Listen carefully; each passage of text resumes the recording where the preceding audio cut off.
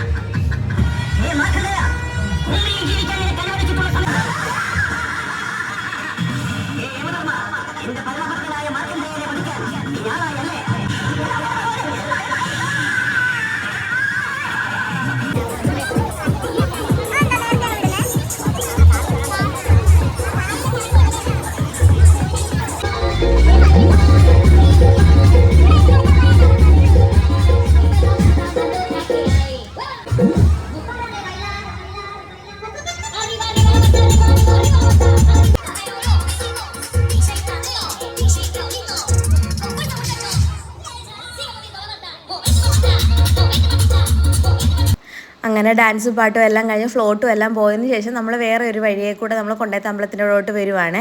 അപ്പോൾ ശ്രീമോനെ ഞാൻ കുറച്ച് സമയം ഒന്ന് തറയിൽ ഇറക്കി വിട്ട് നടക്കാം. അപ്പോൾ വണ്ടിയൊക്കെ വരുന്നതുകൊണ്ട് എനിക്ക് പേടിയാണ്. അപ്പോൾ ചേച്ചി ഇങ്ങനെ കളിച്ച് ഓടുന്നൊക്കെ കാണിച്ചപ്പോഴത്തേക്ക് അവനും കൂടെ ഓടി പോവുകയാണ്.